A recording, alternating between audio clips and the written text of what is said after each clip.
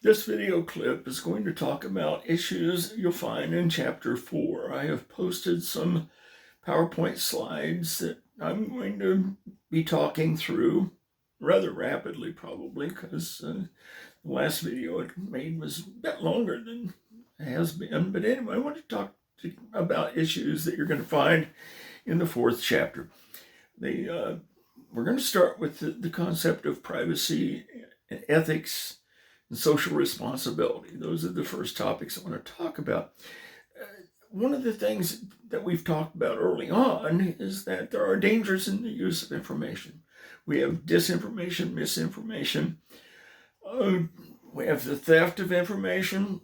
We have a process called information overload. That's what I give you all.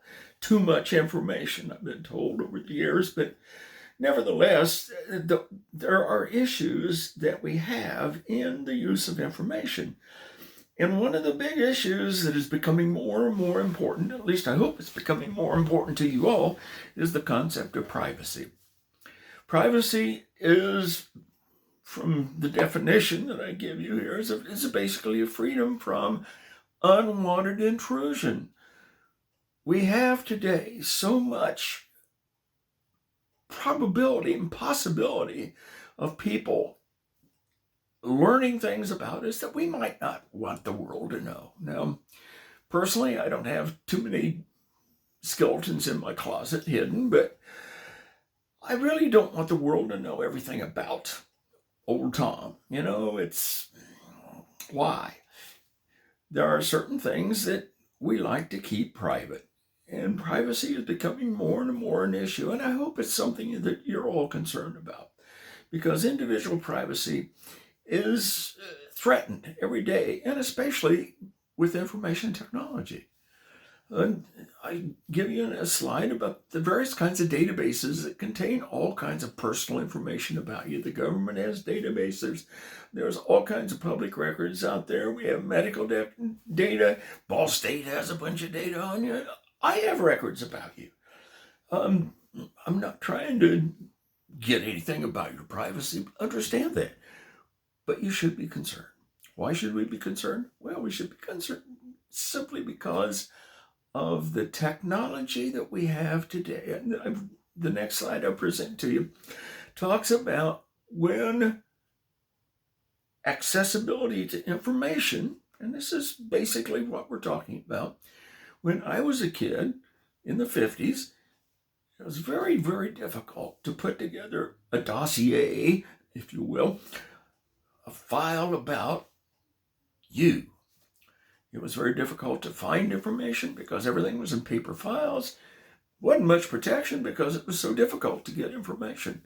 And the ability to take different files of information and create this integration of information that we've been talking about, almost impossible. Today, it's just the opposite. Today, it's very easy to do a search on anything about anybody. The internet has all kinds of information about you. It's very, very easy, almost ridiculously easy, to integrate all these different files. We've seen how technology can do that. And there is some protection, but I want you to be aware of how little protection there really is. We have all kinds of threats to our privacy. Next slide talks about that. We have all kinds of potential ways by which people can gain access to information about us. Now, when I talk about us, I'm talking about the individual as well as businesses. Understand, when I say us here, I'm talking about businesses as well as the individual. So it's important as an individual you understand that the same thing that I'm talking about holds true for businesses. Now, if you're talking about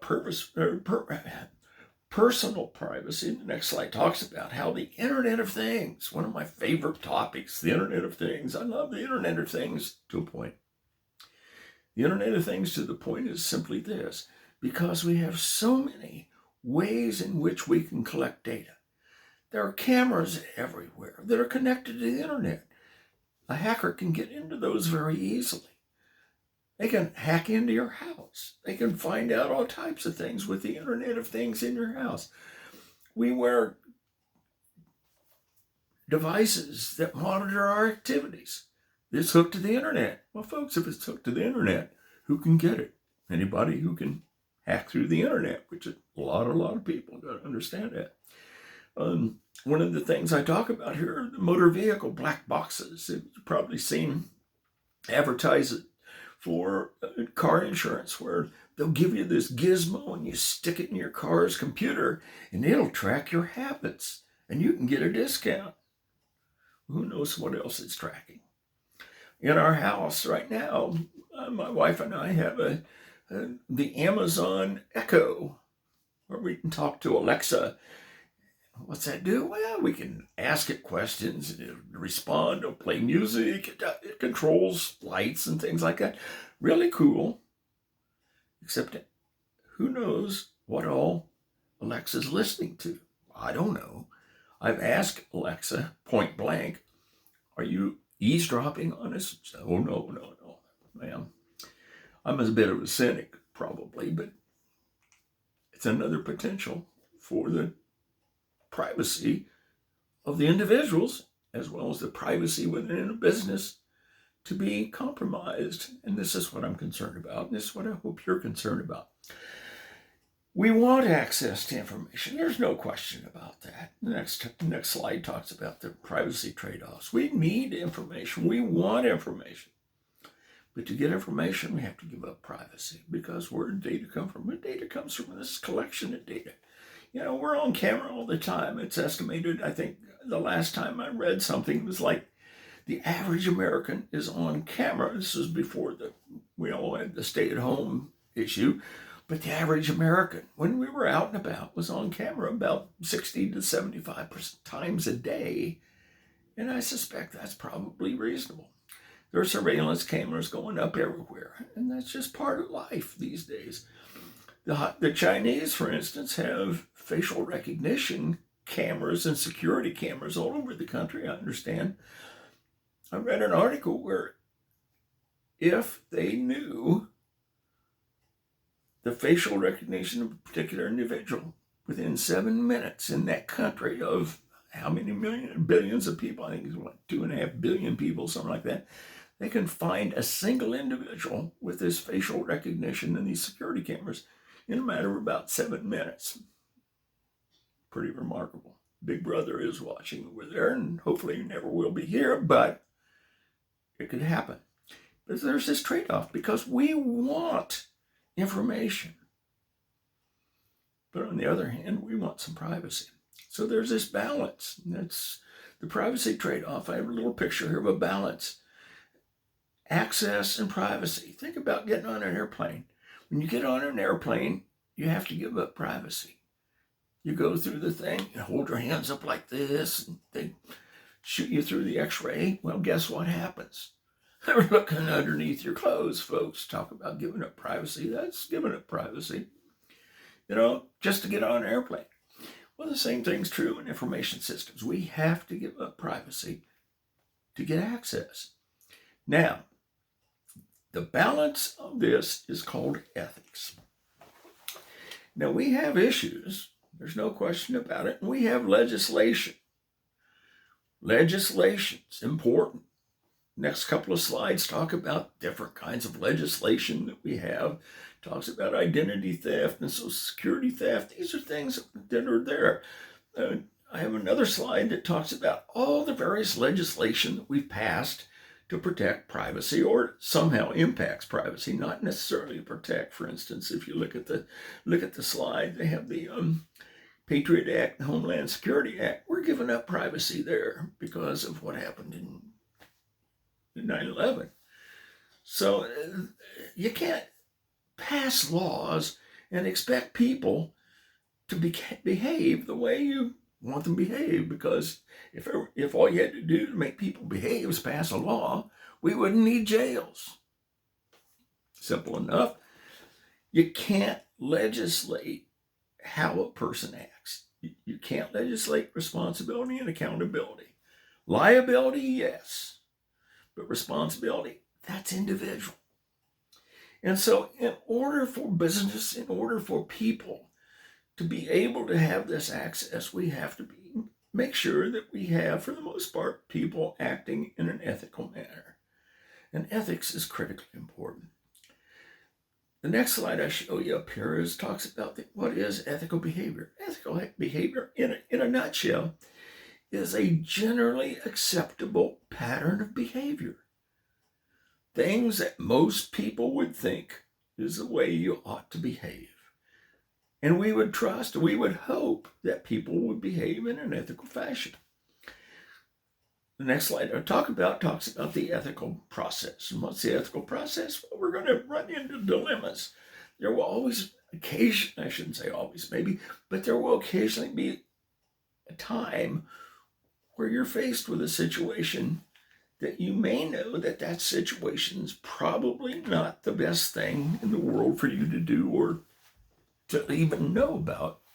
So what you should do is be able to define what is your dilemma, what's causing you this heartburn, who and what's involved with this, what are your options.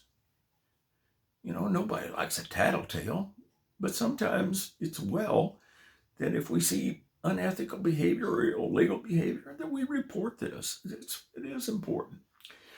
So we have to have processes, means by which that we as individuals are going to be able to make decisions that are ethical in nature.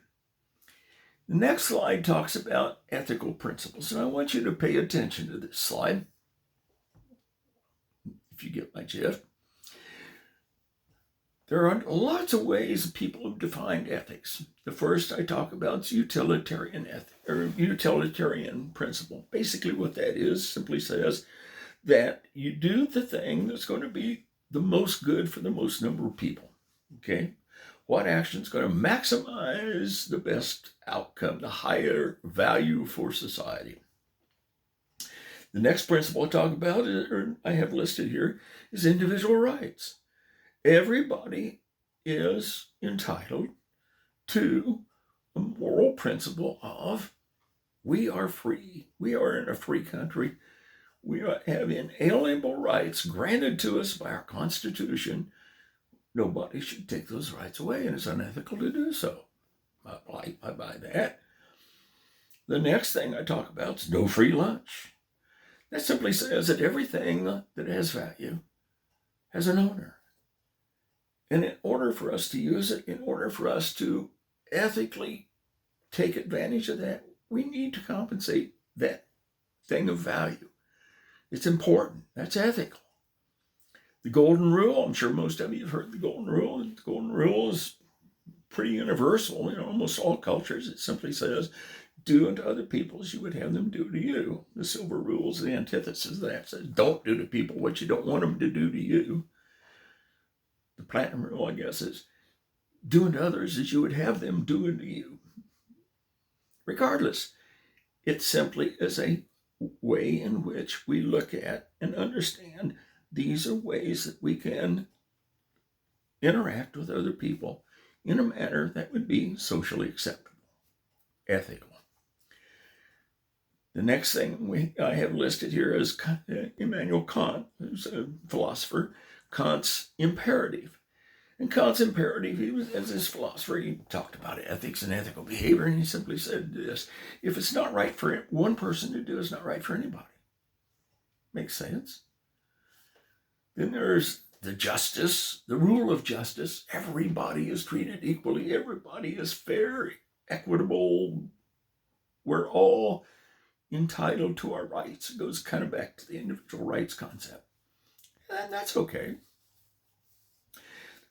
I have Descartes. He's a French philosopher. His rule of change simply said, if you can't repeat something, don't do it in the first place. If it can't be repeated with a positive outcome, don't do it in the first place. Okay, that's fine. Then finally, we have the risk aversion that I have listed here. This is not, by the way, an extensive listing of ethical principles, but I want you to read these. I want you to be aware of them and know what these principles represent. Risk aversion. simply says take the action, the ethical way of dealing with things, take the action has the least potential for harm. Risk aversion makes sense. Now, if you study this list, which I hope you do, you'll find that there's no single right way of saying this is ethics. Personal ethics is a matter of conduct. How do we become ethical people? Well, it becomes a part of our background. We have religious values, social norms. What's ethical in one country might not be ethical in another because of social norms. But I have a list on the next slide that talks about personal ethics. Basically, what this list is, if you read through it, it talks about how we should interact with other people. Be benevolent. Be compliant within the law. Notice I say within this civil disobedience. I'll explain that in a second here. Be just, be fair, be concerned for people. These are things that are truly ethical in nature. Now, I said with the exception of civil disobedience. Let me talk about the difference between what I consider the difference between legality and ethics. Now, if I'm going to go down to Indianapolis from Muncie, I'm currently in Muncie, what I would do is go out on I-69 and drive down I-69 to Indianapolis. Now, the legal speed limit on I-69 is 70 miles per hour. Well, if you see old Tom, he's not going to be going 70. He's going to be going 75, maybe 76 or 7 or 8, maybe. Why? Because that's the flow of traffic. That's why. Am I legal? No, I'm breaking the law. I'm going to be traveling faster than the speed limit, which is illegal. I can be stopped and given a ticket. Have been. But I don't think it's unethical.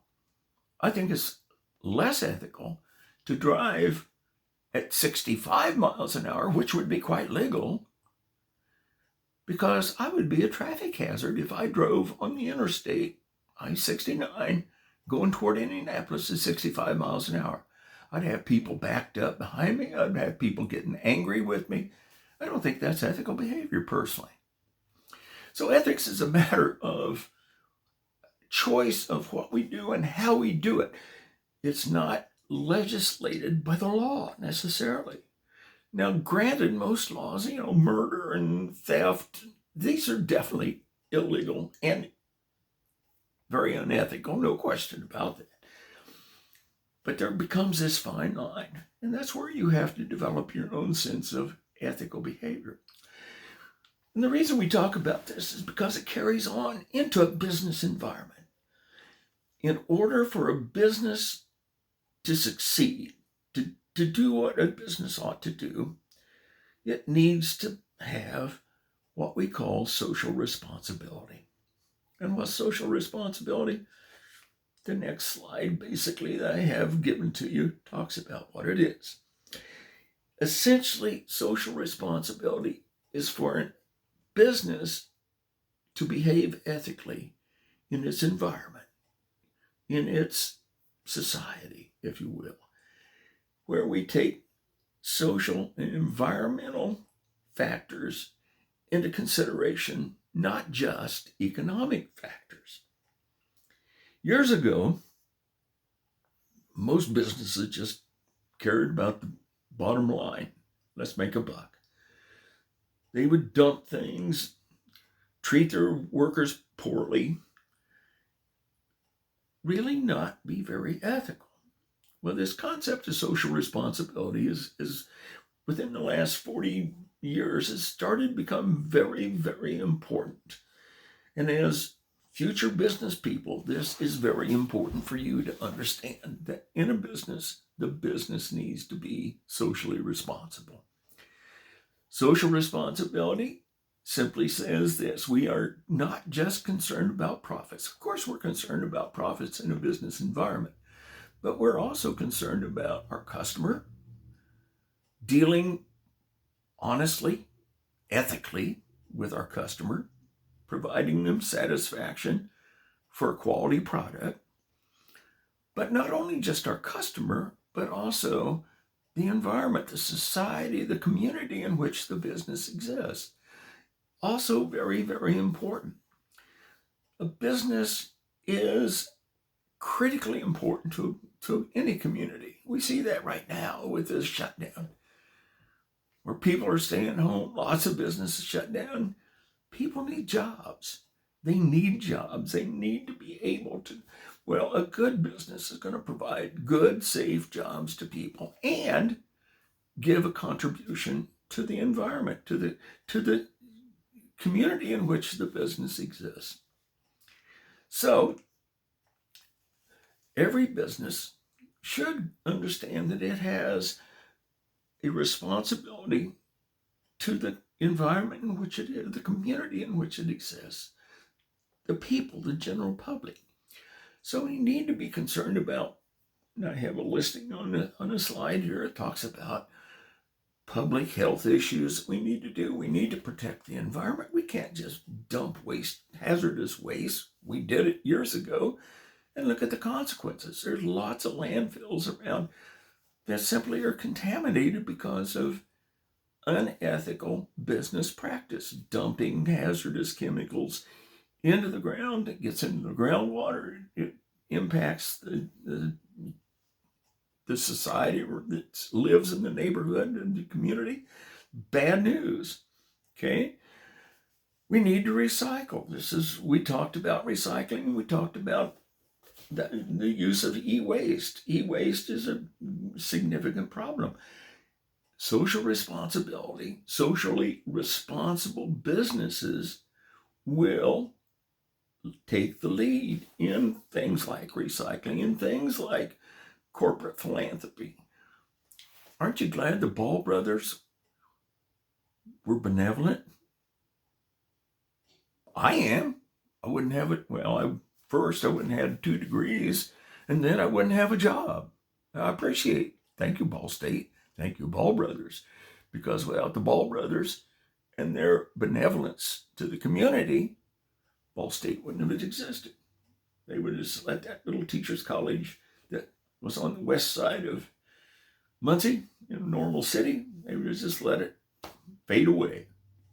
But the Ball brothers saw a need. They saw, with social responsibility, how important having an institute of higher education in the neighborhood, in the city, was very important. Certainly, businesses have a responsibility to their customers, a social responsibility to their customers. The products we produce have to be what they want. It has to be safe to use. We can't go around selling, well, we can, but not for long, shoddy materials or harmful materials. Can't do that. Shouldn't do that. I guess you could, because in the past some businesses have, but it shouldn't happen. We need to be able to make sure that the people that are our customers, we listen to them, make sure that they have an adequate choice of what they want, when they want it. We should be able to provide them with all the information they need to be able to make good decisions about what to buy. It's very important. Socially responsible businesses. We're responsible to our suppliers. We're their customers. We have an expectation of them. They have an expectation of us. We need to be ethical in our dealing, not only with our customers, but also with our suppliers. But even more important, probably to our employees, it's very important that businesses have safe workplaces. Critically important. OSHA. Why do we have OSHA? Occupational Safety and Hazard Administration, whatever the heck they are. OSHA, bless our hearts, was caused because businesses weren't socially responsible, because businesses had people working in hazardous conditions. If businesses hadn't done this, there would have been no reason to have OSHA. If people behave, if businesses behave in a proper manner, a lot of the legislation, a lot of the agencies we have, OSHA, for instance, we have the environmental protection agency. Why do we have these? Because unethical behavior from large businesses have caused this. So in terms of businesses, they need to make sure that the employees are in a safe place, the employees are well taken care of, the employees are not discriminated against in any way, shape, or form. Safe working places, very important. And finally, social responsibility is to our investors.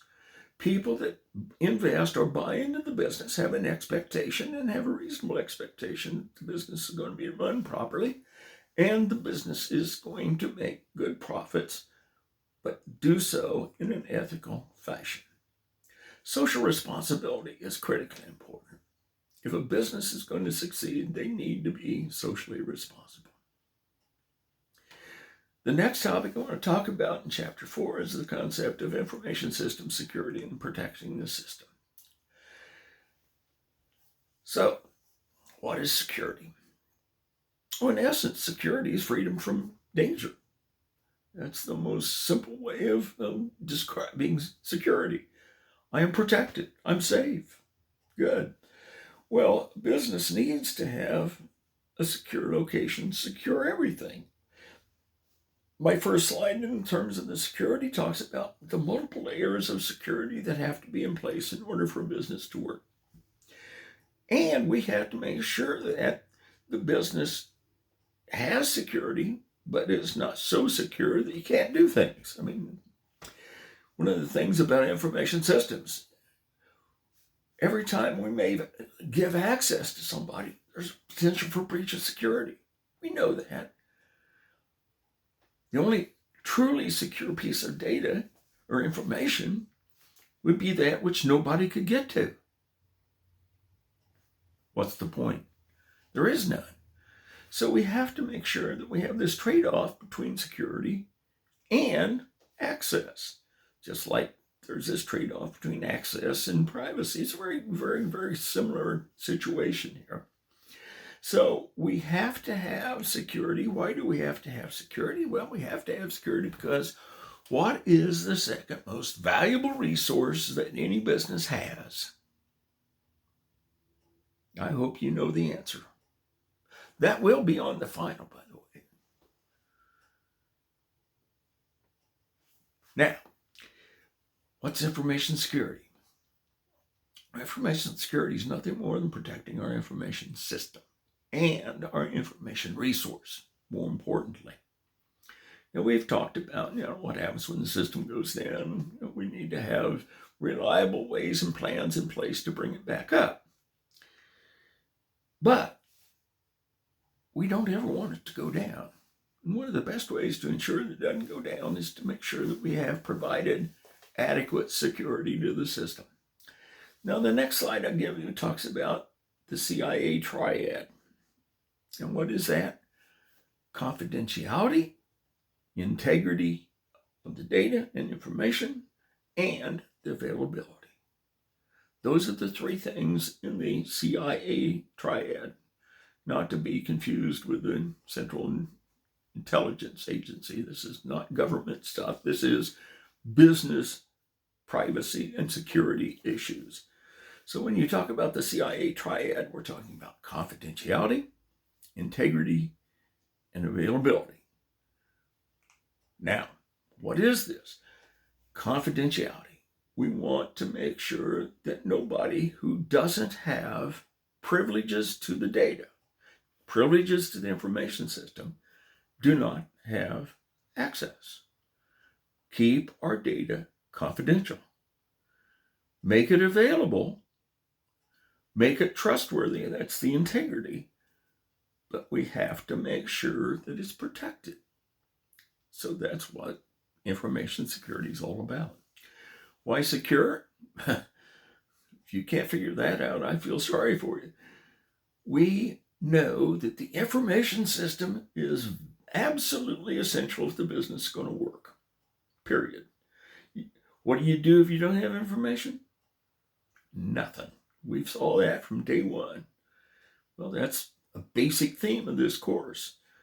If you don't have information, you don't do anything. Well, in order to make sure we have it, we have to secure it. Makes some sense. So in order for the business to operate, we have to have it. If it's going to operate in a safe fashion, like we've talked about just a few minutes ago, make sure it's secured. We have to protect and safeguard our assets, both physical assets as well as informational assets. It's very important. So it starts with and becomes a people issue. Managers are charged with the concept of making sure that we and everybody in the business is aware of the need for information security. It starts with people. It's a management issue that they give to the people that work there. Absolutely imperative. If we're going to have a safe operation, if we're going to have an operation, we're going to have a place where safeguards are in place, safeguards are there, management's responsible, and management are the people who ultimately will have to make sure that everybody in the business is doing their part to ensure that the information of the business is protected. So, since information is probably the most valuable or second most valuable next to people resource we have to protect its source. That's data. Where's our data? It's in a database. We have to secure the database. If we don't have that data, we can't get information. If we don't have a secure database, the business is going to be in deep trouble. That's just a bottom line, okay? So in order for us to make sure that we have this, we have to make sure that our whole business, the system physically, as well as from a logical fashion, is protected properly. So that's what this is all about. There are all kinds of threats. There are. We can look at the threats. We talked about fire, floods, earthquakes. Remember that? Okay. But we also have information threats. We have all kinds of potential issues that can happen. And in order to make sure that they don't happen, we have to make sure the system's protected. I have a slide that I've given you here that talks about just a listing of things: hardware failure, software failure, theft of data, electrical problems, human problems. Some of the biggest problems are human problems. All kinds of issues can happen. It's sad, but true. One of the biggest problems that we sometimes have are hackers. People that's meaning to get in your system and do damage. People that steal information, identity theft, huge problem. Theft of corporate data, big problem. People getting in, just raising havocs with viruses and worms. Your book talks about those things to quite an extent. And I'm not going to go into a lot of lecture about what a virus or a worm or Trojan horse or that kind of thing, denial of service attack. And you ought to be familiar with that. And the book does a good job of explaining it. So I don't really want to talk too much about the various forms of malware that we have. But we do have lots of malware out there. These are things that people have developed. Why? I can't answer. I don't understand. Unethical people, obviously. People that, for whatever reason, get their kicks out of causing headaches for other people. Bringing their systems down, ruining files of data, whatever they can do to cause havoc. We put in a class called malware. M-A-L, bad. Just bad software. Written by people who have very little life, evidently, because they certainly aren't ethical. They are people who, for whatever reason, get their kicks out of making other people's lives miserable. And it can be very damaging, especially into a business. Okay? One of the problems we often have is just plain old human error. I tell stories on myself. I've destroyed more files than I care to think about. Why? Carelessness. I've wiped out hard drives inadvertently. Anybody can do it, even people who are supposedly educated about information security. Why do we do it? Many reasons. Many reasons. Sometimes people do it just because they're of malice. Once upon a time, Ball State had an employee that learned he was being fired, and he went in and destroyed several of the files in the computing system. They didn't publicize that very much, but it happened. This was a long time ago. This is back in the days where we had a computing center. It was easier to do that kind of thing. But there are all kinds of threats that we have to systems. I've given you a slide that talks about the points of vulnerability in organizations. And if you look at the slide carefully, it goes from the terminal on a person's desk through including the entire system into the internet. Where are the threats? Well, they're everywhere. The threats are everywhere. And in order to secure the system, in order to make sure we have the integrity of the data, access to the data, but the confidentiality of the system is a responsibility that becomes personal on you and me, everybody. Okay? We've seen internet vulnerabilities. We have all kinds of issues.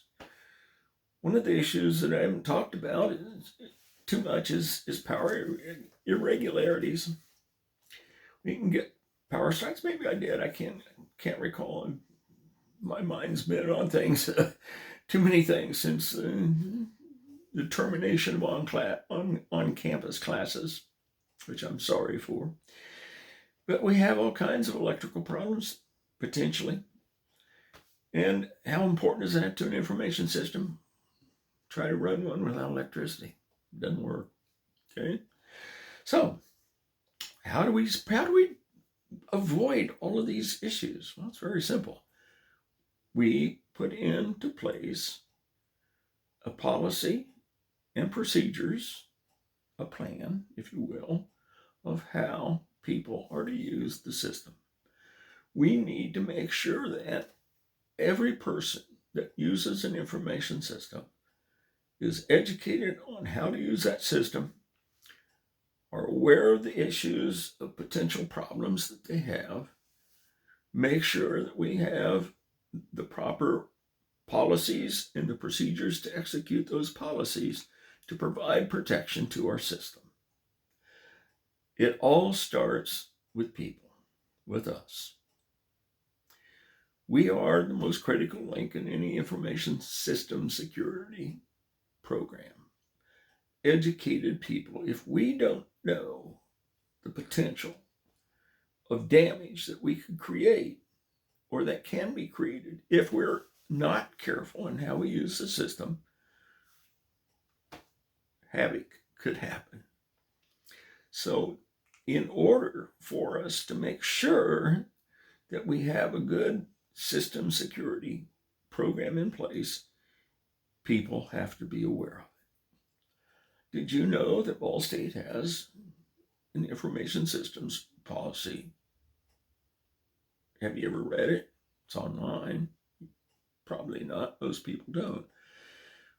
And that's sad because in order for a system to be completely secure, people have to be aware. They have to be knowledgeable about what they need to do to protect the system. So, it starts with planning. Everything starts with planning. If you've ever listened to anything I've said to you, planning is where all things start if we're going to succeed. So we have to make sure we understand where the security risks are. We do an assessment of where we are in terms of security. Is our system properly secured? If not, what can we do to close any potential gaps in security? If we see some place where it'd be easy for people to break into our system, we need to close the door. Okay? We have to make sure that we have people involved in our information system in our business that are aware of how to go about doing this. If you're looking for a career, one of the hottest jobs on the market today is information system security. If you don't believe me, just go to one of the job sites and type in information system security and see how many hits you get. It'll be hundreds, if not thousands of them, because people in business recognize how important this is. Okay? Once we have understood where we are, and once we understand what the threats are, and then we develop policies that are going to help us put into place this CIA triad. Okay? A general process, we go from a general policy all the way down to very specifics. People know what's the end expected of them. We need to have programs that are going to educate people so that they know how to and when to do security kinds of issue. We need to make sure that we have adequate protection in terms of physical protection as well as systems protection. Okay? It's very important. Now, how do we do this? Well, physical protection are things like make sure that we lock the doors. Make sure you have a password. Make sure that whatever. These are the ways that we have to make sure that people follow the rules. Information system security is very important. Simple things. Antivirus software. You have to have it. Surge protectors. If you're in a position where you can't afford to have the system go down, you need to have an uninterruptible power supply. You have to make sure that people understand. I had a security expert once say that the basis of security starts with people. And with people, there are three areas. It's something they have, it's something they know, or something they are. This is how you secure systems. Something you have, a key, a passcard, whatever. That you keep things secured, locked up. Something you know, your PIN number, your password. Use them. Don't share them. Be careful with them. Something you are. One of the biggest areas in terms of information system security, things like retina readers, thumbprint readers, something you are, biometric entrance into systems. It used to be sort of a pipe dream, not anymore. But the key to security, the key to all security is this.